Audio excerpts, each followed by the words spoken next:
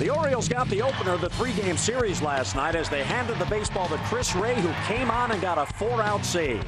Tonight, it's the middle game of 3 against Colorado, and Jeremy Guthrie is on the mound. Since joining the Orioles rotation, Guthrie has been one of the best pitchers in the major leagues. He'll be opposed tonight by an old friend.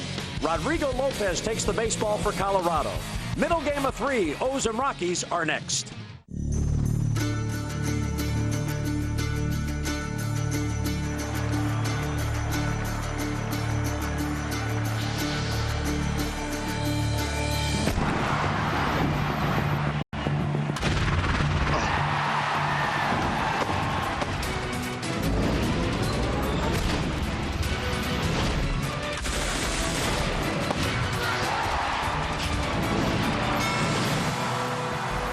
At Oriole Park at Camden Yards, the Birds are getting set to take on the Colorado Rockies. It's interleague baseball at Camden Yards on an absolutely gorgeous night for baseball, the middle game of this 3-game weekend series.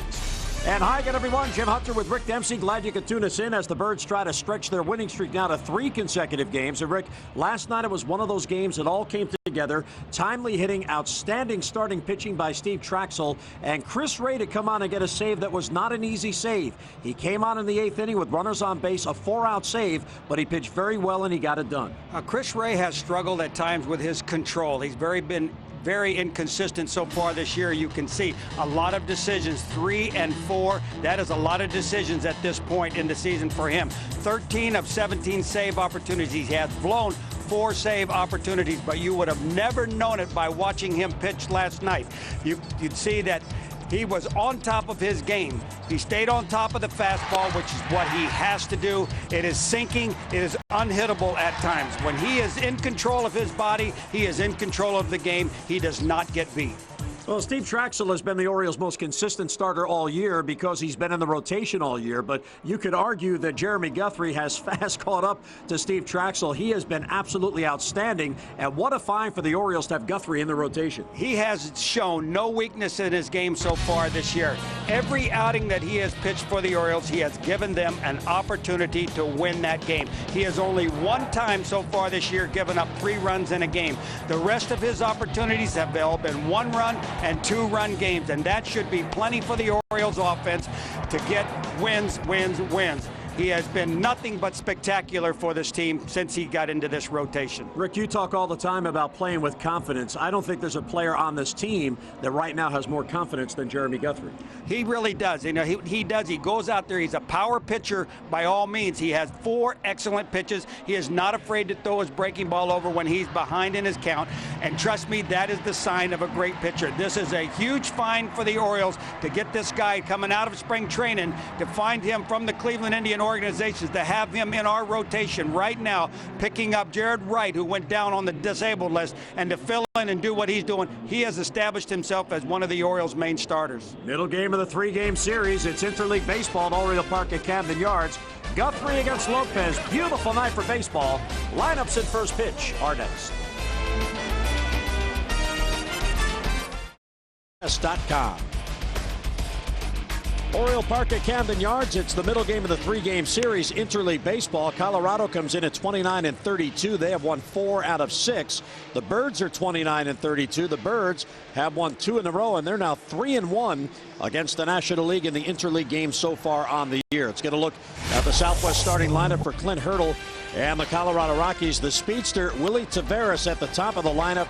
19 butt base hits on the year, most in the major leagues. Kaz Matsui, Matt Holliday, and Todd Helton. Garrett Atkins, the young third baseman. Brad Hopp. Troy Tulowitzki, the shortstop, just 22 years old. Ryan Spilborghs and Chris Iannetta batting 9th and doing the catching. And the Rico scouting report for tonight. Jeremy Guthrie, a power pitcher. Fastball 93-96. He's got control with all of his pitches. He goes deep into the game with a low pitch count. He can be a finesser if he wants. He's got an outstanding curveball, good slider, and a very good changeup. Jeremy Guthrie making his 8th start on the year. He is 3-1 overall. And you saw the very impressive ERA, 2.76 for Jeremy Guthrie. And the right-hander deals, and there's a strike, and we are underway in the best pitch in baseball. And, Rick, these numbers are outstanding for a pitcher who needed to make the team in spring training. I know it. And just to think, too, like we showed a little graphic earlier, too, and you're going to see it later in the game, the no decisions. He could easily be 7-1 and just right now have the most wins of any pitcher on the staff. Misses too tight, and it's 2-1. Willie Taveras in his first year with Colorado. He has a 13-game hitting streak going, batting .387 in that spread. And one of the things in the stretch is he's been able to get his share of the infield base hits. He is a master at putting the ball in play. He has 25 infield hits on the year, and Guthrie falls behind him 3-1. You know, Jimmy, it's amazing, too, at this up. There's a base hit in the left field, so on 3-1, he gets the fastball, and he pulls it in the left field for a leadoff single. And Rick was alluding to the no decisions for Guthrie since he went into the rotation. And Rick, 3 of these easily should have been wins. Not only could have, should have been wins. I think we all remember the Mother's Day massacre in Boston. He left. He was up 5-0, and he lost that game at Washington. The same thing, but he was trailing. The Orioles only gave him 1 run in that game. Toronto, the same thing. He left late in that ball game with the lead. The Orioles came back and gave it back to Toronto. Los Angeles, the same thing. We saw that game. Vladdy Guerrero comes in, hits that ninth inning, bottom of the ninth inning, 2-run home run to beat him, and took another decision away from him. Here's Kaz Matsui, and Clint Hurdle here has some options. He has Matsui at the plate, who is swinging the bat very well. He has their best base stealer, Taveras, on at first base with 15 steals and nobody down in the first. He could play hit and run. He can sacrifice or just let Matsui hit away. And Guthrie misses outside 2-0, and this is uncharacteristic of Guthrie. He fell behind Taveras 3-1, and now he's 2-0 on Matsui. What I said right before the base hit by Taveras, I was just going to say 19 bunt base hits. That's unheard of because they know that he's going to bunt. Pickoff attempt gets away from Aubrey Huff, and Taveras gets to second base. And that's what speed will do. It upsets everybody on the infield as you pay such close attention to the runner, and it forces you into a mistake. Just not really a very good throw at this point right here. You could see he's trying to get back to the bag, but the throw hits him on the arm, caroms off, and goes into foul territory. That gives him an easy bag right there. You could see it hurt a little bit. Aubrey Huff is really just getting a start back again. Didn't start yesterday at first base. High fly ball, right center field. That will allow Taveras to tag, and Markakis cuts in front of Corey Patterson. He has a strong arm, and it gets away from Moore. Guthrie there to back up, fortunately, so Taveras will have to stay at third. That was good planning out there in the outfield, Rick, by Corey Patterson and Nick Markakis. Markakis has the better arm. He also had the better angle, and Patterson let him have it.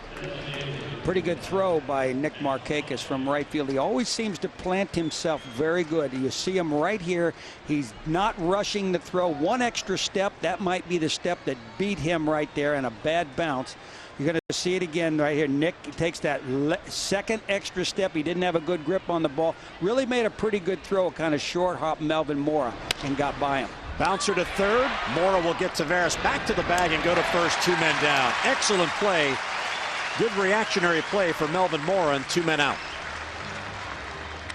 So there's 2 away in the inning. Taveras at third. Let's get a look at the Orioles defense behind Jeremy Guthrie. Well, Patterson's back in center field. You see Payton in left, Markakis in right. Aubrey Huff back at first base. Roberts, Tejada, Moore in their usual positions behind home plate. Paul Bacco, Hernandez on the disabled list. Jeremy Guthrie on the mound. And Todd Helton now the cleanup hitter for Colorado. He takes a strike. Guthrie now an out away from getting out of it. Colorado had Taveras at second with none down. He's at third now with 2 men out.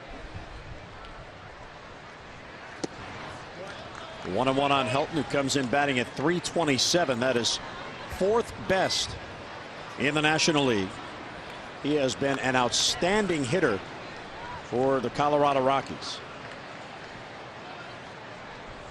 He's now in his 11th season. A little bit low, ball 2.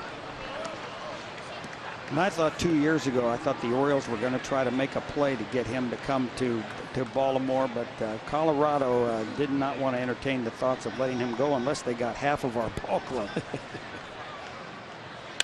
He has 1,768 base hits, and that is most in the franchise history of Colorado, this team that has been in the National League since 1993.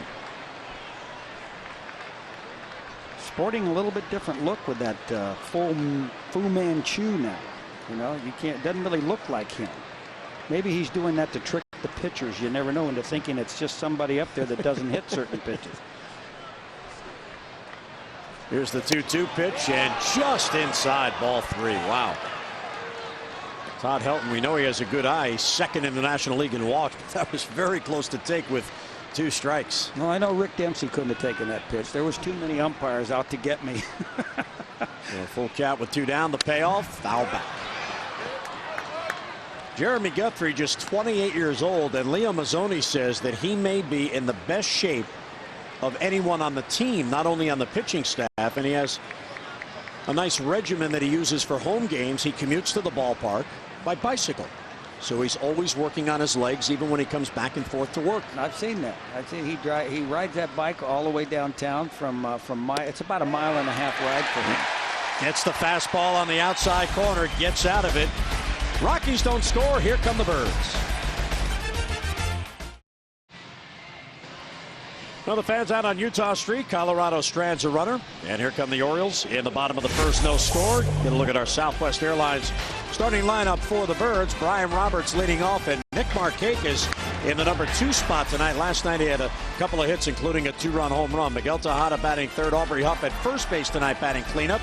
Jay Payton followed by Jay Gibbons. Then Melvin Mora, Corey Patterson, and Paul Bacco rounding it out. Kevin Millar getting the early part of tonight off. And the Rico scouting report for the Colorado Rockies. Rodrigo Lopez, above average fastball, 90 to 92. Not quite as good as Guthrie. Good curveball when he has good control. Control problems at times with a recoil delivery. He's perfected that recoil delivery, and it's really not always so good for him. Rodrigo has spent time on the disabled list this year. He went on the DL April 19th, stayed there till May 29th. With inflammation of his right elbow. This is his 3rd start since coming back, and he misses low to Brian Roberts, 1-0. There are his numbers overall. His ERA since coming off the DL, 5.23. Ball 2 to Brian Roberts, who's going to be very patient against his former teammate. Brian took an 0 for 4 last night, but he still has 7 hits in his last 17 at bats, swinging the bat very well. And there's a strike 2-1. Now, Rick, as a former teammate, of course, many of these Orioles played behind Rodrigo for years. Who has the edge here, the pitcher or the guys at the plate that know him? Well, they always say good pitching will shut down good hitting. I just don't know that he's ready to shut down our lineup at this point. Well, Brian goes the opposite way. He got ahead and leadoff single. Let's find Amber for our Tesco Technologies report. Amber. Well, Rodrigo Lopez says that he was very disappointed when the Orioles didn't bring him back last year after he had a rough year. He said they didn't give him a chance to rebound, even though he was a 15-game winner for the team the year before and was the opening day starter for the team several years in a row. But still, he's on the other side tonight, and the Orioles could have a chance to take advantage of his sore arm. He told me last night his elbow is still hurting, so maybe we'll see Nick Markakis take advantage of some tough pitches here. Guys? All right, Amber, thank you very much. And here's Markakis with the man on. Bouncer towards the hole to Lewitzki. Another fine play, and it's second base save. Here's the call. The throw pulled him off. Charlie Relaford with good positioning there, and he saw the foot of Matsui come off, and the Orioles have 2 on with none down. Well, that's the only thing, Jimmy, that really destroyed this play for Colorado was shortstop Tulowitzki made an outstanding throw. It just pulled the foot off. You see it come off the bag just by an inch. We'll see it from a different angle. What a great throw from his back. Just about 2 or 3 inches off. Brian Roberts gets down there in time. Good speed, help there. So Roberts to second, Markakis at first with an infield hit. And here is Miguel Tejada with a chance to get the Orioles on the board in the first inning. Guthrie pitched out of a mini jam top half, and here come the Birds. And there goes Roberts. What a jump. Throw to third. No chance. Double steal. Now there's a situation where the runner knows the pitcher. He knew what to look for, and he took off. Exactly right. And he stopped after he got his good jump. We're going to see the jump again right here. Watch him. He gets a good jump, but he stops. But Rodrigo doesn't look at him. Now, Rodrigo should know him better than that and take an extra long look at him, because Brian Roberts, everybody already knows he gets the best jump in the American League. On the first angle we saw the replay, you may have seen Markakis stop halfway to second. Remember what happened in Seattle last week on the back end of a double steal. Roberts went 3 steps and stopped. Well, we get a... Here's the 0-1 outside. Let's look back at that, Rich. I want to look at it again, but I want you to take a look at Nick Markakis. Now, if the catcher had known, he would have seen Nick Markakis nowhere near second base. They could have thrown him out standing up, and they went for the lead guy, Brian Roberts. Well, Nick was being cautious, maybe tentative, and Brian being aggressive on the front end. Ground ball to second, a run will score. Kaz Matsui will get it to first base. Good at-bat for Miguel Tejada. He not only picks up the RBI, he gets Markakis to third with 1 down. Outstanding inside-out swing for Tejada. I guarantee you, Jim, the reason why Markakis hesitated there was because last week Brian Roberts went 3 steps, stopped. He did the same thing. He hesitated again. That froze Markakis at first base, because last week Brian got caught. Both guys going into second base at the same time. They got in a run down that cost the Orioles a big out. Colorado now will bring the infield in with Markakis at third and 1 down. And here's Aubrey Huff. So just as they did last night, as Huff takes a strike, the Orioles able to get on the board in the first inning. Aubrey Huff last night had one of the RBI hits in the first. He drove in the second run. He has a chance to do the same here tonight. Too tight, nearly hit him. Ball and a strike on Aubrey Huff, who suddenly has hit in 4 straight games. Now, this is an opportunity now for Aubrey Huff. He knows this pitcher. He's faced Rodrigo Lopez plenty of times. He knows he can get up in the strike zone and hit the ball up, get a sacrifice fly at least. Well, good pitch sailing down and away, and it's 1-2. Aubrey Huff had one of those batting practice rounds today where every ball off the bat just sounded good. Oh, here it can. When you play at Camden Yards with the Camden building in the background, everything echoes off that building. It sounds so much like baseball. We love that sound. 1-2 on Huff. Bloop to left field, and that's in there for a base hit. Here comes Markakis to score, and it's 2-0 O's. Oh, what a swing on 1-2 for Aubrey Huff. Very good opposite field hitter, and he just went with the pitch. So back-to-back nights he gets RBI singles in the first inning, and the Orioles get a quick 2-0 lead. This is one of the problems I thought Rodrigo had last year with the Orioles. You'll see this pitch right here. He's got Aubrey Huff behind the 8 ball, but he leaves the ball up in the strike zone. That's the pitch Aubrey was looking for right there.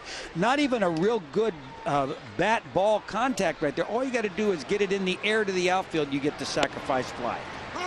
Jay Payton, batting 5th tonight, takes a strike.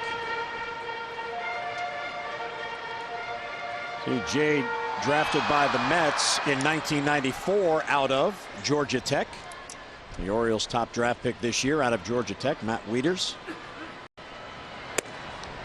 Jay Payton had a couple of teammates who have fared fairly well in the major leagues. Nomar Garciaparra and Jason Varitek were on that same college team with Jay Payton. Lopez gets ahead 0-2. Tapper towards second base. Matsui charges. He goes to second for the lead runner. And that's the only out they'll get. It was hit too slowly, so Aubrey Huff is out. 2 men down.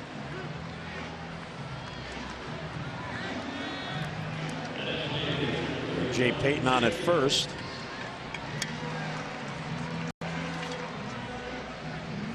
This would be normally would be for Jay Payton a good running situation with 2 outs, because Rodrigo in the last couple of years has kind of slowed his delivery down a little bit. He's a 1-4, 1-5 guy out there now, and that's a perfect time for Jay Payton to steal a base. Here's Jay Gibbons DHing tonight, and there's a strike, and it's 0-1. All right, you talk about 1.4, 1.5 seconds. What should he be to keep the base runner honest? 1.5, 1.3. That's marginal right there. Now, depending on the kind of catcher you have back there, what kind of a release point he has, if he's a 1.9 guy to second base, you can get away with 1.3 delivery. Sounded like Gibbons broke his bat to shortstop. Tulowitzki will get it to first. Low throw, but scooped by Helton. Inning ends. Birds get 2. We'll head to the second. 2-0 Orioles here at the ballpark.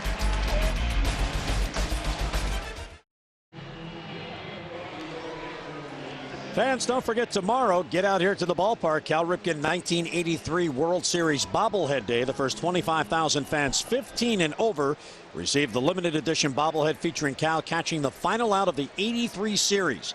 Now, if you don't have tickets, we strongly advise you get them online tonight, and then you can print them right there at home. So get here early as the first 25,000 fans get the bobble. 888-848-BIRD or online Orioles.com for more information.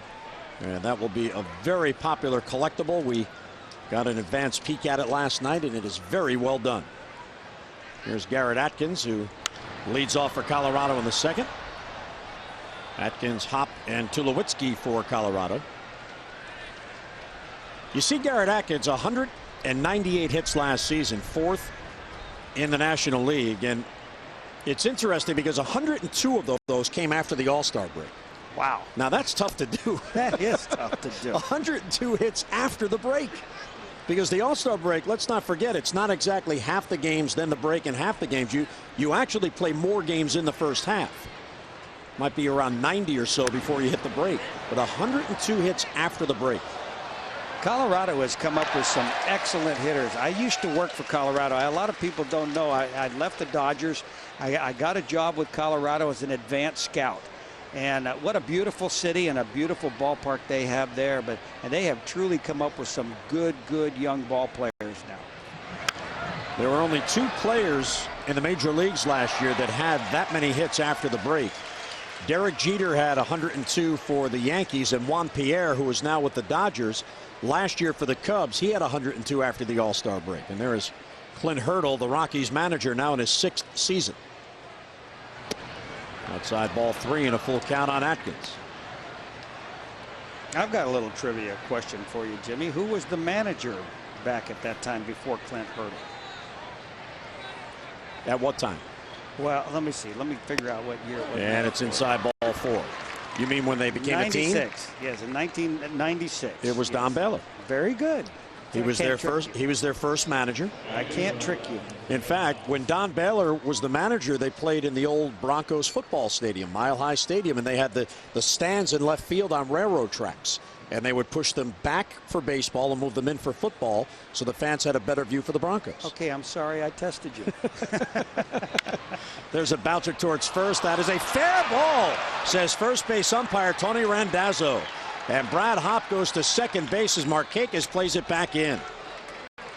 That ball had to hit maybe the corner of the bag as it went by Aubrey Huff. Oh, that's a big hit for Brad Hopp, who was just 2 for his last 15, and the Rockies have second and third and none down. It just kind of took a quick short hop, Jim. I really don't know if it hit the bag or not. It bounced in front of the bag and cut over it. That's what the umpire saw. But a very tough play for Aubrey Huff at first base. So Colorado has a chance to come right back. Here's Troy Tulowitzki, the 22-year-old shortstop. Orioles have the infield back. They'll let 1 run score to get an out. Fastball for a strike, 0-1. This is a situation that Guthrie has excelled in this year. You look at the numbers of Tulowitzki, who earned the job as a starter out of Long Beach State. But he has learned how to minimize damage.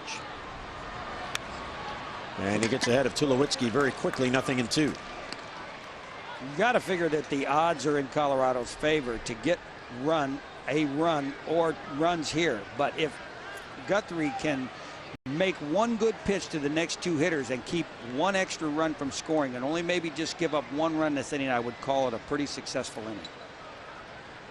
He gets ahead of Tulowitzki, 0-2. Hit towards short. Tejada will play it to first. A run scores. Out is Tulowitzki. And the Rockies get on the board. It's a 2-1 game as Atkins, who led off the inning with a walk, comes on to score. So yet again a leadoff walk comes in. RBI for Tulowitzki is 27th. And the Orioles lead is 2-1. This is what Guthrie really needed to do. He needed to get this right-hand hitter to pull the ball to the left side. And you can see that Miggy had a chance right there to get the guy at home. He bobbled it a little bit, threw it to first, but the main thing is they kept the runner at second base from getting to third with less than 2 outs. Breaking ball for a strike to Ryan Spilborghs, and it's 0-1. And just, Jim, what you just said, that's what they call minimizing the problem, the production out there, is this, to keep that runner at second base. He's done a good job at this situation right here so far. Bounce towards the middle, and it gets on through for a base hit. So Brad Hopp comes around, he will score, and the RBI hit by Spilborghs ties the game at 2. So much for minimizing the damage, okay? Well, he got the ground ball. It found the hole. That's right. It found a hole, and there's nothing you can do about that. But that's how you try to orchestrate your inning. You try to keep one of those guys from advancing. He did that. He just ended up giving up a base hit that cost him the RBI. Well, Spilborghs gets the RBI, just his 6th. He's playing in his 16th game since coming up from the minor leagues. Still only 1 down, and here is Chris Iannetta, the catcher. And it's low, 1-0. And just a reminder on MASN 2 tonight, the Nationals continuing their interleague series at Minnesota after a win last night. So if you've tuned in to look for the Nats, just switch on over to MASN 2.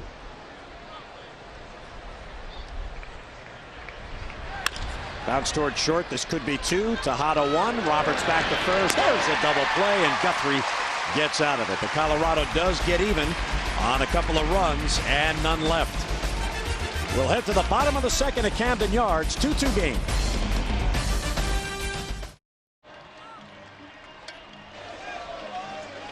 Well, don't forget to stop into any participating Giant food store and enter to win the Orioles summer picnic featuring SK, Ilios, Haagen-Dazs, and Reynolds.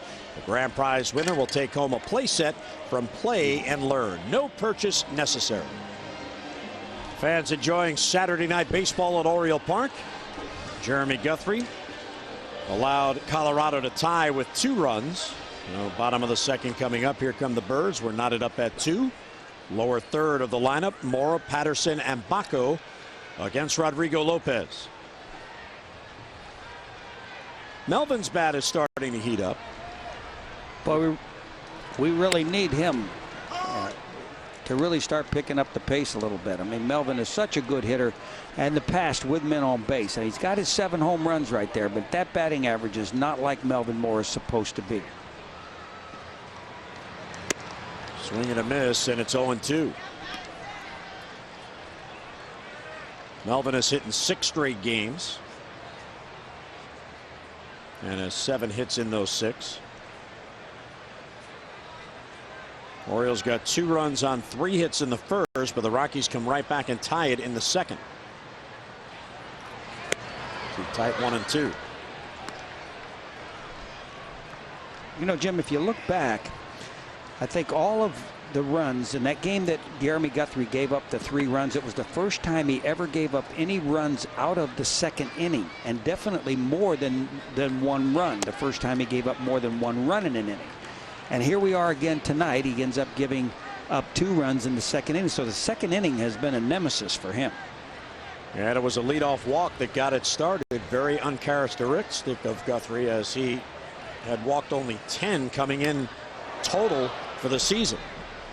Works out to 1.5 per 9 innings. And Rodrigo Lopez led the Orioles in wins 2002, 2004, 2005. Last year he was 9-18 with the Orioles, and his ERA was 5.90. He led the American League in losses a year ago. Popped up foul wide of first. Helton has a play and puts it away for the out, 1 down. Amber reported earlier that Rodrigo was disappointed that he couldn't come back to try to prove that it was just a bad year. But you can't forget about the finances and economics of the game. Because of arbitration, he probably would have been awarded a higher salary than the Orioles thought the 9-18 record a year ago was worth. But by trading him to Colorado, it was the Rockies to deal with, not the Orioles. You know, and you really just don't know based on how he threw last year, and you know, and just how he orchestrated his whole season, and unreasonable he was at times in the bullpen with Leo Mazzoni working with him. You know, I thought that Leo really went out of his way to try to communicate, and as you read in the paper today, that just wasn't the case with Rodrigo. Races on to first. Lopez gets there. 2 men down. Corey Patterson bounces out. Back in the lineup tonight, starting after not starting last night. And Lopez gets 2 quick outs. Back to Rodrigo and talking about, it's so hard to have a great relationship with every single pitcher on the ball club. And I know for a fact, because I was down there in the bullpen warming up Rodrigo twice a week out there, and I know that Leo just bent over backwards to try to help him. But he's just one of those kind of guys who likes to do everything on his own. He knows how he wants to pitch. He doesn't want much interference or anything. But, some guys pitch better like that. And it just was one of those tough situations that he got into. It was Leo Mazzoni's first year, and really they just didn't have enough time to work together to make it all a positive experience. He pitched in 167 games for the Orioles and won 60. Paul Bacco takes a strike, 2 outs, none on. Now 31 years old, in his 7th season. He started with the Padres and then got his chance in the big leagues with the Birds. 1-1 on Bacco. When Rodrigo was signed by the Orioles, it was as a minor league free agent. The Padres had given up on him. Lifted to left field. It hangs for Spilborghs, and he puts it away, and a good comeback inning for Lopez. 3 up, 3 down go the Birds. Well, after the 3rd, we're tied at 2. Delicious cup of coffee, now open 5 a.m. or earlier. I'm loving it at participating McDonald's. Tell you what, the fans are loving the food out there on Utah Street on this beautiful night for baseball. Guthrie going back to work. Birds got him a 2-0 lead. Rockies tied it with 2 in the 2nd. Can we call up Boog and get a couple roast beefs up here? If he'll deliver. Here's a pitch loaded to Varon.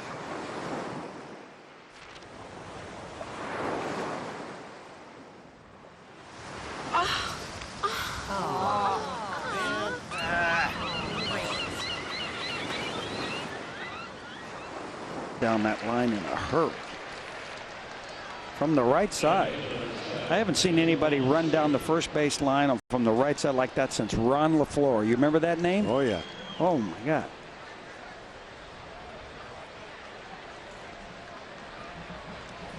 We had some very good years for the Tigers, Ron LaFleur. Well, here is Kaz Matsui looking to extend a hitting streak to 7 straight. And it's called strike. Matsui came up with the New York Mets after leaving Japan. He played 9 years in the Japanese major leagues before signing with the Mets, and he came over and was supposed to be the next great shortstop in the major leagues, but he really never could cut it as a shortstop. Didn't quite have the arm. Things didn't work out. Eventually they moved him back to second base, and you have to remember the Mets have a guy named Jose Reyes who was a natural shortstop. They moved off to second base for Matsui, and now Reyes is playing shortstop for a team that's a playoff contender. Well, after seeing Tulowitzki throw the ball from deep in the hole yesterday, what a rocket arm he has. Now, these guys have got an excellent defensive ball club. They've got speed, they've got range, they got guys with great arms. They've got a pretty good defensive ball club. 2-2 on Matsui, 1 out, none on, and he got him. Well, Guthrie picks up his 2nd strikeout and 2 away. We know Guthrie has a good arm and a good fastball. Look at the movement on that fastball. That's what got the strikeout. It just as soon as Matsui committed for it, it just took a stage right, a 90-degree turn into the glove. He had no chance of hitting that ball. A good movement on that 2-seam fastball as it moved away from the swing. And 2 quick outs in the Colorado 3rd. Here's Matt Holliday. And he takes low. Holliday had his career high 15-game hitting streak halted last night. He took an 0 for 4. He still leads the National League in base hits with 88. He also leads the league in batting. And he can't catch up to that fastball. 1-1. Well, there've been a lot of good things said about the starting rotation for the Orioles this year, but I think really by looking at this staff and being able to watch these pitches on the monitor every single night, I have noticed a big difference in the two-seam fastball with this ball club. To Markakis, he puts it away, and good comeback inning for Guthrie. 3 up, 3 down. We're tied at 2. Bottom of the. Hey fans, it's that time of year again. It's time for the Ford Edge Summer Giveaway. For a chance to win, simply stop by the Ford Edge display here at the ballpark. Log on to massensports.com or visit your local Ford dealer and register to win a brand new beautiful 2007 Ford Edge. This week's finalist is Gwendolyn Bend, who registered at Len Stoller Ford. Congratulations, Gwendolyn. You can become a finalist in the Ford Edge Summer Giveaway as well. Register today. The final grand prize giveaway event is Saturday, June the 30th. Ryan Roberts leading off in the third, takes a strike from his former teammate Rodrigo Lopez.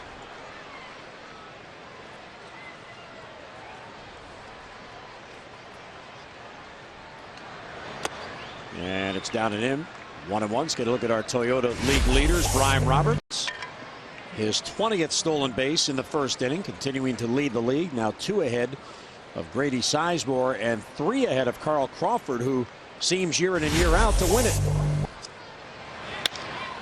Left center field, long run for Taveras, but he'll get there.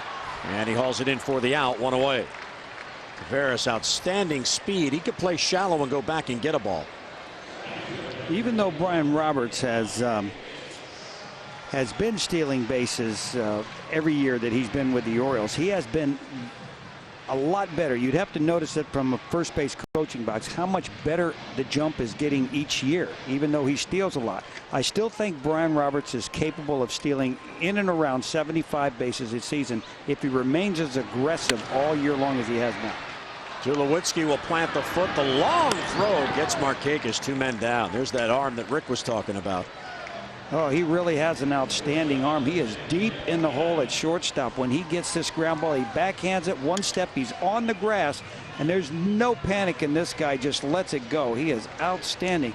And you could just see it's what we like a frozen rope. There's just no sink to that ball at all the way to the bag in the air. That's an outstanding arm.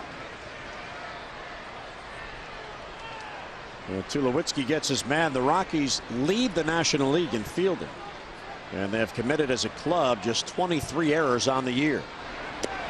Tejada takes low, 1-0. All of a sudden, Rodrigo Lopez has retired 7 consecutive batters.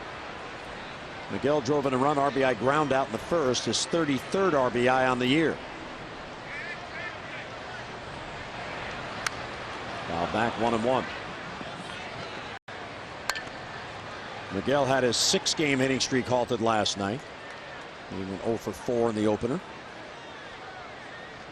Jim, have you noticed how the scouting reports have come around now? Again, you'll see the National League has seen now that Tejada has started to hit the ball well on the inside half of the plate. And so watching from the monitor, you see 90% of all the pitches he gets now is away, away, away. They're going to make Tejada adjust and hit the ball the other way first before they pitch him in. Lopez falls behind 2-1, and it's ball 3. Now looking at Rodrigo Lopez, something looked different, and we realized it was his uniform number. His number is backwards. You noticed that. As an Oriole, he wore number 13, but he's wearing, as you see, number 31. He inverted the numbers, and we finally figured out why. Why? It's because the manager on this team wears number 13, and you know he wasn't going to give it up. Clint Hurdle wears number 13, so he couldn't get the number, so he simply inverted it. So in his mind, he still wears it. It's just backwards. It's amazing the things that you know in this game. Come on. You have no shot when the manager. You're so good at numbers and names. Numbers and names. I am so bad by numbers. Why guys wear certain numbers and why they feel comfortable? I was thinking that maybe he wore 31 for figuring that he was going to change his season around from last year when it was 9-18 to 18-9. Right center field, in on it is Hop, and the right fielder makes a basket catch, and he dropped it.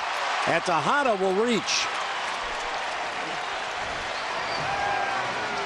Miggy at first base. He might have been at second base if he ran hard out of the box. That looked like a routine play in right field. Boy, you're absolutely right, Jimmy. And this is one thing I think that has plagued the ball club the last couple of years is that right there. You see the outfielder drop the ball. It looks like a routine fly ball. Miguel Tejada looks at it. He just kind of jogs down the first base line, not anticipating that it's going to be dropped. And now all of a sudden it gets dropped and he has to turn the Jets back on again. And he's nowhere near second base. At least he did the right thing and didn't try to run into another out. Well, we'll see if the Orioles can take advantage of it. Here's Aubrey Huff. He pops it up to left field. Towards the line comes Spilborghs. He'll get there. And he has it for the out. So the inning ends. Error. And a man left. Lopez gets out of it. We played 3. Orioles and Rockies tied 2-2. Fans, the Orioles are offering you a great way to buy tickets this season and save. With the O's 6-game flex pack, you can pick 6 games of your choice throughout the year and save on the cost of buying individual game tickets. This is a great way to follow the Birds all year long, so try out different seating options and save. To order the 6-game flex pack, call the Birds, 888-848-BIRD, or online Orioles.com. 4th inning, here is Todd Helton, and he fouls it off. Both pitchers have settled in. Orioles got 2 in the 1st inning. Rockies came back with 2 in the 2nd. Rodrigo Lopez with the elbow covered on the bench. Each team with 3 hits. Each team has committed an error, and we're tied at 2. 1-1 on Helton, who struck out his first at bat.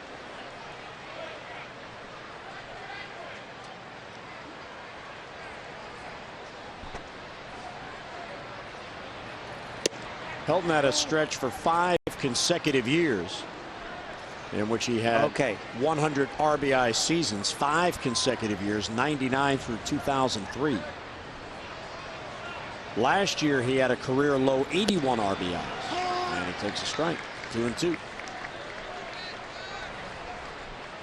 And he has been a tremendous hitter since reaching the major leagues for good. Good athlete.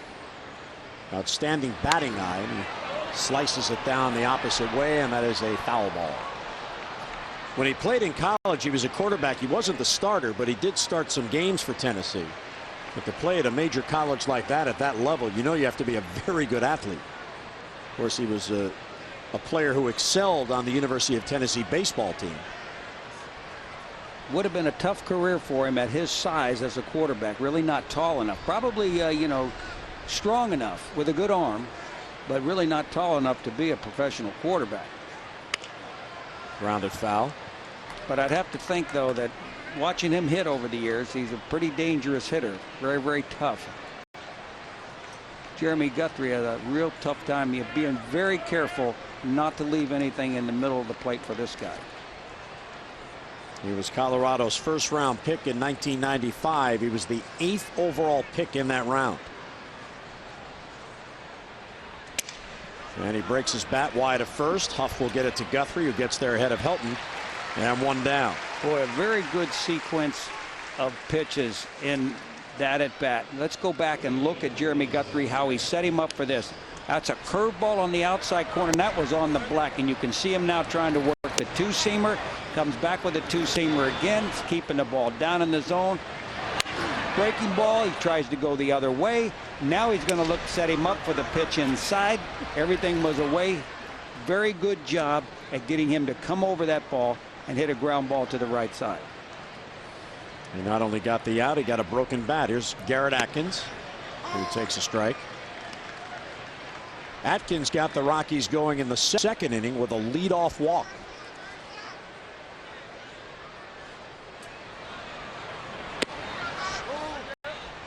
I said it earlier last inning that I thought one of the biggest differences in the ball club so far this year, not just with Jeremy Guthrie, but with all of the Oriole pitchers, is the 2-seam fastball has a lot more life in it than I've seen in the past. I think that's why these Orioles, their pitching staff has become one of the better pitching staffs in the American League, the 5 starters, because of that 2-seamer. I'll take a 2-seamer at 92 miles per hour. Why is that? Because of the movement. Because of that sharp movement at the end, that's what takes hitters off the ball. A lot of them can hit the 97, 98. The better hitters can hit that speed because it's straight. They can track it all the way. But at the end, when you've got that quick, sharp movement, it's very, very tough to consistently make contact with that pitch. No swing, says Tony Randazzo, so the at-bat continues. 2-2 on Atkins. Well, the best I ever saw was Orel Hershiser. The year he hit 59 consecutive scoreless innings I was catching for the Dodgers. I've never seen a two-seam fastball like he threw that year. Strike three called on the outside corner, perfectly placed. He hit the target of Paul Bacco, 2 men out. That is strikeout number 3. The deception of the pitch, and you can see, well, let's take a look back here. This is right on the corner, and this is what Jeremy Guthrie has been doing so well this year, is he's staying out of the middle of the plate. He is staying right close to the black on both sides. A lot of hitters. But that two-seamer is going to do that to you. It looks like it's off the outside corner. At the last minute it moves in. The umpire gives it to you. He wants to see that pitch. I don't think Atkins agreed with Larry Vanover that that was a strike. Let's watch it right here. You see it. Look at just enough. Perfect pitch. That whole ball is over the plate. There's no reason to roll your eyes there other than just say to yourself, why didn't I swing? Maybe he's trying to cover for himself. That looked like a changeup and a swing and a miss. Brad Hopp doubled his first at bat. It just stayed fair down the first base line.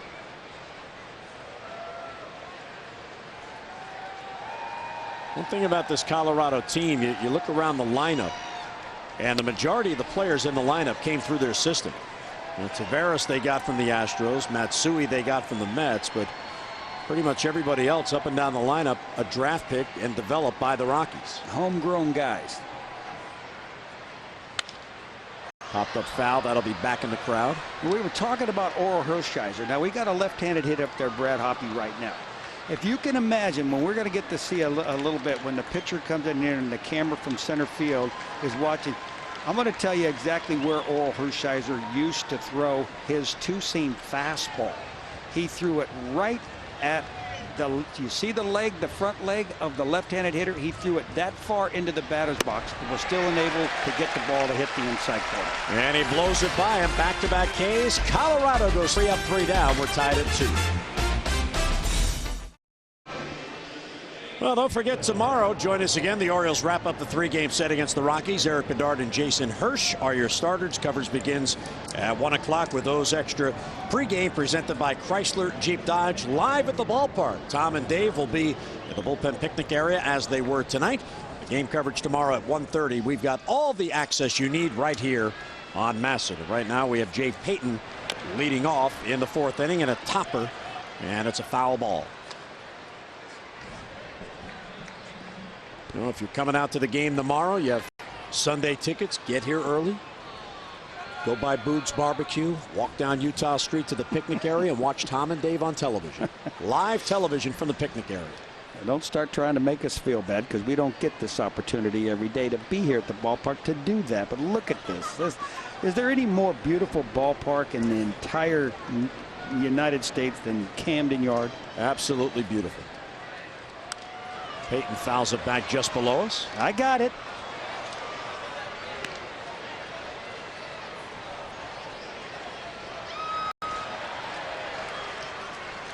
Payton bounced into a force play his first at bat.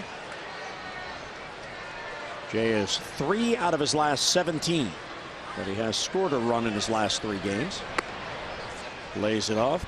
Starting pitchers tomorrow, Eric Bedard, the ace on the mound, against Jason Hirsch. Now, Hirsch was one of the 3 players that Colorado got from the Astros in the trade for Jason Jennings. That was a very good trade for Colorado as Payton swings through it. He's down on strikes and 1 away. Colorado got Willie Tavares, who's their everyday center fielder, Jason Hirsch, who was in their rotation, and Taylor Buchholz, who's in the bullpen. And here's a very good breaking ball by Rodrigo Lopez. Still, Rodrigo has that recoil that you see all of the time. You know, you could see that was a bad pitch down in the dirt and away. Jay Payton swung at a bad pitch. But that's one of the problems that Rodrigo had, was he'd get behind in the count with that little recoil. Years before that, he was following through a little bit better than he had been last year. Jay DHing tonight. Takes inside, ball 2. Jay's struggles at the plate have been well documented, but he has hit in back-to-back games, so 3 hits over those games. You got to start somewhere, and Jay just trying to find a comfort zone at the plate. Did a very good job last night at keeping his front shoulder in. I think that's one of the things that Terry Crowley's been working with him so far, because Jay Gibbons has a very good swing, a very powerful swing. He's got great bat speed. He's just been locking himself up lately, thinking too much up there about little things instead of just watching the ball. And there's a 4-pitch walk and a very patient at bat. I asked the Crow before the game, because when we got here to the ballpark, Corey Patterson was out by himself with Terry Crowley and Sam Perlazzo for early hitting. What you try to change on a hitter or help a hitter with when he's slumping, and he said it could be something as simple as just having them raise their hands even an inch. And I said, well, how can that help? And he said, well, in a case like with Jay Gibbons, maybe instead of a pop-up, it becomes a line drive. That's right. Because it's all about balance, where you meet the baseball and where you make contact. And I'll tell you, the Crow is the absolute best at the mechanics of a swing. He really is. He really is. He just went to Minnesota and changed so many of those young hitters back in the Kirby Puckett days, and changed so many of those young hitters and helped make them great major league hitters. They went on to win a couple of championships there and a couple of World Series. Had a lot to do with Terry Crowley being a good hitting coach. Melvin Mora takes low 1-1, and good to see Melvin take that first pitch. So many times this year we've seen hitters expecting a fastball following a 4-pitch walk, swinging a pitch that isn't a good hitter's pitch. He took the first pitch, even though it was a strike. That's okay, because he took the pitch, he made the pitcher come to him. You have to. And this is a trend that a lot of major league hitters have gotten away from, especially in the era where the big salaries are on their minds first. Their priority first is to get the big salary. Shallow left center field, long run in for Spilborghs, but he'll get there, and he has it for the out. Gibbons scampers back to first base. But if you stop and think about it, Jim, you know, when a pitcher is in trouble, he goes out there and he walks a hitter, and the next hitter comes back up, and he's trying to find his release point again. He's more inclined to leave the ball in the middle of the plate or throw another ball. If he throws a strike, it's going to be one of those kind of strikes where he's saying to himself, well, let me get a little bit more of the plate. But he's got to prove to you that he can throw the ball over the plate. He'll get behind in the count again, and then, you know, you have to take till you get 1 strike on you, because as soon as he throws a fastball for a strike, he's coming back with another fastball for a strike, because he doesn't want to go to another pitch and get farther behind.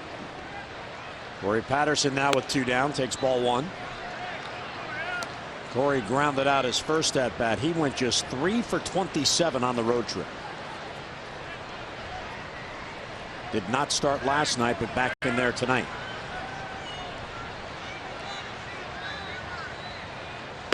Ball 2. Corey took so many swings during his, as it turned out, private hitting session with Terry Crowley that when the Orioles took their regular batting practice, he skipped it.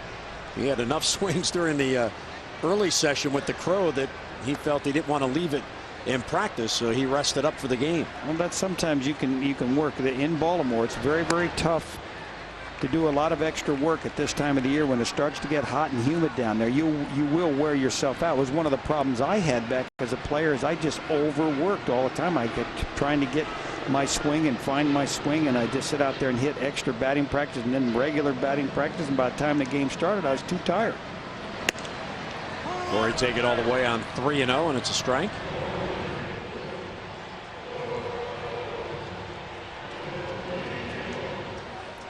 Gibbons at first with 2 down. He's being held by Todd Helton. Bounce towards second base. Right there's Matsui. The force at second ends the inning. A 1-out walk. A man left. We paid 4. Lopez and Guthrie tied at 2. Hey, the starting pitchers for tonight. Comparison here: Job and Dodge and G. Rodrigo Lopez and Jeremy Guthrie, both giving up 2 earned runs early in the game. That's been Jerry Guthrie's nemesis inning. 3 hits each guy with a walk, and Jeremy Guthrie just edged him out a little bit in the strikeout department. 2-2 game as we go to the 5th, and there is strike 1 to Troy Tulowitzki. Guthrie looking for his 4th win on the year. High fly ball to left center field. Payton over towards the gap. Patterson gives way and one man down. When Peyton plays left and Patterson is in center, it's pretty tough to get a ball out to that gap because they each have very good speed and they're both so good at that first step. They study the hitters. I like what Corey Patterson, he moves in center field with the pitch. That gives him an advantage. It gives him a little jump on the ball. Patterson, it's kind of the guy that runs everything out there. He and Peyton both communicate very well together. Jay Peyton, who also gets a very good jump in left field. So very tough to get a ball in the gap between those two guys. Spilborgh's to right field. There's a base hit. A one-out single for Spilborghs. It was 2 out of 2. Well, we want to wish our best to Rebecca Munga, who is sitting there as she's waving to you. She works with our company NCP, our remote truck where the game generates from, and she is in the Army Reserve and she is on the way to Kuwait. She's shipping out with some of her colleagues there. They're also going as well, so we want to wish her well and be safe over there as she helps defend our nation. There you go. Congratulations to Rebecca. Enjoying a night at the ball game before they head out. Enjoying a couple of brewskis before they leave.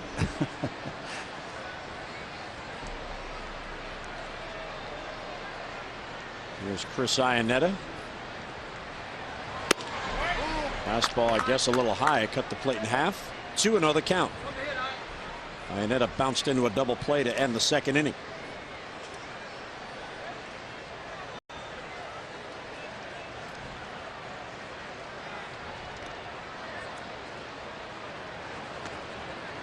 Jeremy's been very good this year at holding runners at first base. You know, he's pretty good for the catchers overall. He has a nice little time to home plate off the fastball. The regular move is 1.3. That should give Baco a chance in case Spielberg wants to try to steal. That should give him plenty of time to throw him out at second base. Orioles have caught 13 potential base stealers on the year. 40 have made it.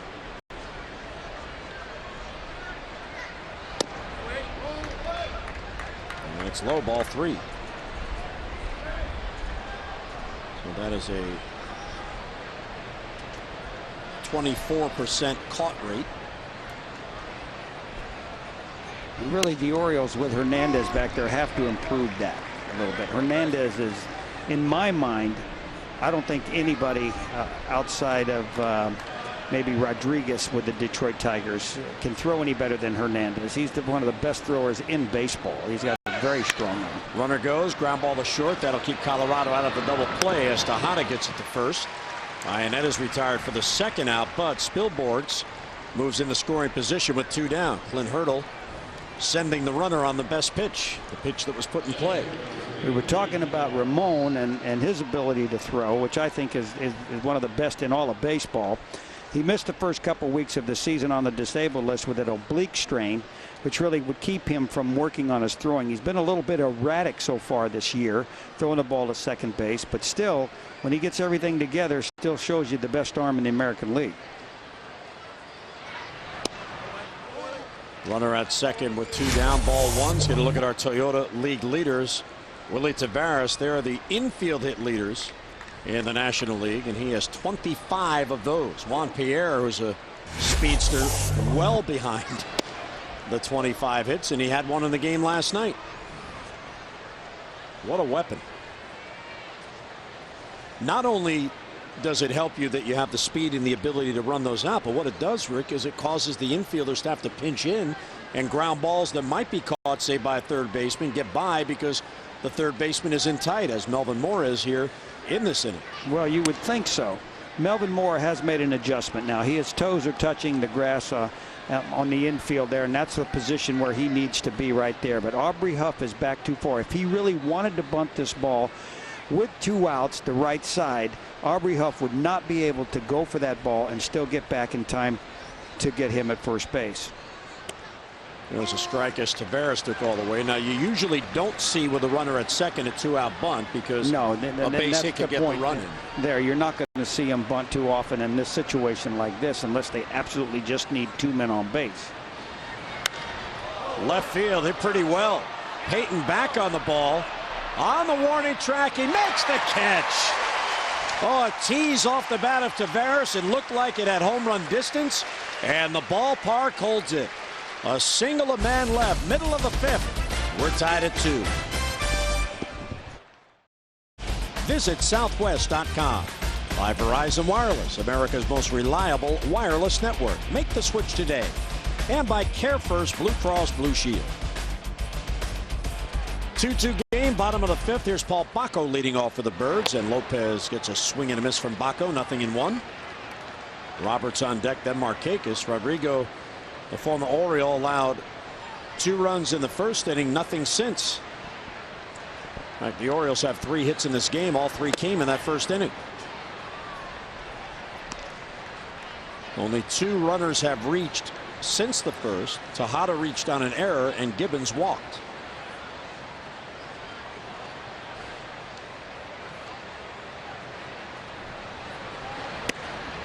Breaking ball in the outside corner. Good pitch. You know, Jimmy, I could see, I'm watching Rodrigo pitch, and I'm trying to pick up a difference between him now and him last year. And I can see that the recoil that he still has is not as big as it was at one point. You could see now he's facing the hitter. And last year, and something I noticed about him that even 2 or 3 years before that, his recoil, he would almost make that 360-degree turn as he let the ball go. He would recoil and still spin around with his back completely to the hitter. And he has stopped doing that now. He's facing the hitter a little bit more. You can watch the recoil right here. You see how he falls back towards the mound, but at least he's facing the hitter. And you can see here, do his windup now. Everything is good at this point. He gets right to the end where he releases the ball. Now he pulls back to on his right side. That's very, very tough delivery right there to stay healthy in that kind of delivery. Bacco chases a pitch that was low. He's out on strikes. Second strikeout for Lopez, and 1 away. Here we're going to see this pitch again. Now, Bacco was not real patient right here. It was a bad pitch down. But, you know, when you're in a situation where you're ahead of the hitter, you'll get him to swing pitches at pitches like that. If they're a little bit more patient, then he's got to go deeper in the count to get the hitter. That is strikeout number 2 for Lopez. He has walked 1. And gets the all-important leadoff hitter in the bottom of the fifth in this 2-2 game. Here's Brian Roberts.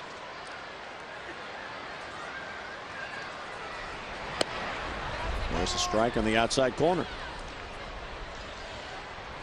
Ryan 1 out of 2, singled, stole a base, and scored in the first inning.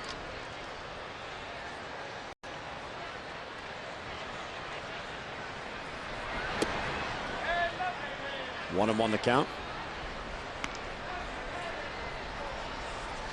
You know, a thing you've got to think about with Brian Roberts in this day, you've got a pitcher on the mound with a recoil. He falls back towards the shortstop when he releases the ball.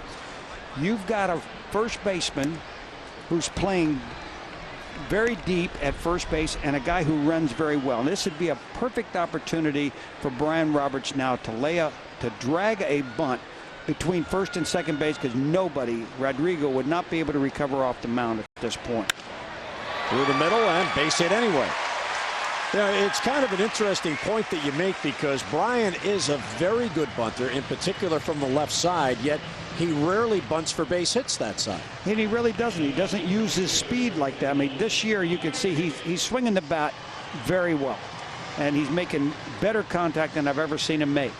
But he also has that other option when he wants to, when he's not swinging the bat as good as he's swinging right now, that if he looks around that infield and he just kind of evaluates the whole scene, the big picture, the pitcher that's falling back, the first baseman that's playing back, and nobody anticipating that he's going to bunt, he's going to have an opportunity that's better than Corey Patterson. They're able to drag bunt and just jog down there and be safe at first base. So it's just another weapon for him.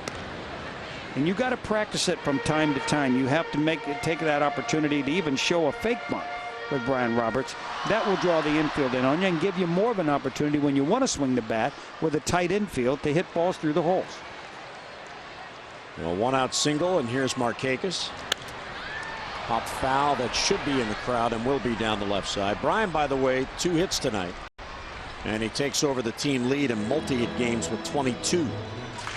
He also extends a pretty interesting streak, a remarkable streak. He was hitless last night, He hasn't gone hitless in back-to-back games since April 29th and 30th. Now, had he gone hitless tonight, that would have ended, but 2 hits. That is consistency. Well, coming off that operation that he had year before last, Brian Roberts had a tough time getting some consistency in his swing last year. He didn't have a bad year. He just didn't have a Brian Roberts kind of year. And this year, I've seen more consistency in his swing as he's not hitting the fly ball. He's not trying to hit that ball up in the seats.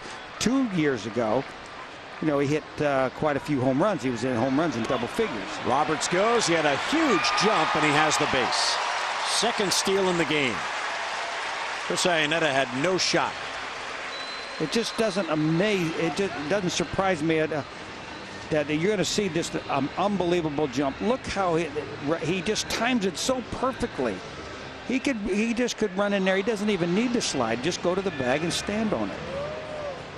You can see the throw again, and that's as good a throw as a catcher can make. He's just forcing him to rush at this point, and there's no way you're going to make a good throw down on the bag when he gets that big a jump. You just go ahead and eat that ball or throw it into center field if you really want, since we'd like to see the Orioles in scoring position.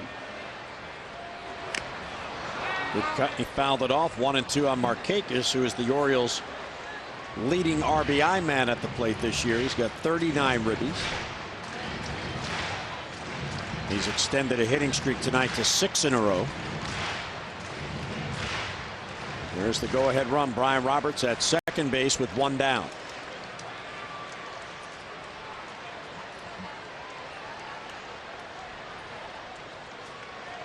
Lopez now taking his time with Roberts at second base. Now, we talked last night, Jim. Markakis came up with a man on first base, and you just kind of had a feel that sixth sense that I talked about when the catchers get that he was going to get a good pitch and drive it. In this situation right here, I don't have that sixth sense feeling, again, because Nick has not been a real good hitter with men in scoring position from second base. He's been outstanding at first base, but from second base he struggled a little bit more. I think he's hitting like 230 or something like that with men in scoring position from second on. Roberts engaged in a conversation with Troy Tulowitzki, the rookie shortstop. Ground ball gloved by Lopez, and Roberts in a rundown. He'll try to stay in the rundown as long as he can, but Lopez quickly tags him out. That's just a tough break. There's nothing that Brian could do there. The big smile on the face of Rodrigo tagging out his former teammate. Even with the secondary lead, he had no chance to get back. That was just good fielding. He just swung through him a good two-seamer right there, and Rodrigo immediately looked at second. He's got Brian in the middle. Brian's had a little trouble with his hamstring lately. You wouldn't know it by the way he stole 2 bases tonight already, but Brian Roberts wasn't going to get in one of those rundowns where he took a chance on straining it again. He just make him run out there and tag him. So Rodrigo did a good job. Yeah, Markakis takes his place, but at first base, 2 men down. We're tied 2-2 in the 5th, and Miguel Tejada bats.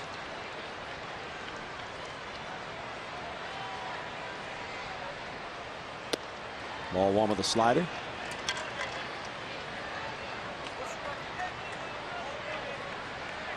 Pretty good numbers against Rodrigo. Those when Rodrigo was an Oriole and Miguel was with the Athletics. Well, so far tonight, Rodrigo has been pounding the outside corner on Miggy, trying to keep the ball down and away, so you know he's not really going to see anything on the middle half of the plate for a strike. He might try to push him off if he gets ahead, but as you can see, he's not ahead in the count right now. So he's going to try to stay probably down and away the rest of this at bat. There's a strike 2-1. No, it's interesting strategy, because when you watch the way Rodrigo's pitching, you look at the outfield defense and it's the opposite in the outfield. Taveras is shading towards the left center gap, and the right fielder Hop is a few steps over, so there's a lot of room down the line and a lot of room in the right center gap, yet Rodrigo's working them away. It isn't very consistent the way it is, and you're absolutely right, Jim. You picked that up. The right fielder is playing way over. Broken back bouncer to Tulowitzki, who gets Tejada, and the inning ends. Well, we played 5 pitchers in command. It's a 2-2 game.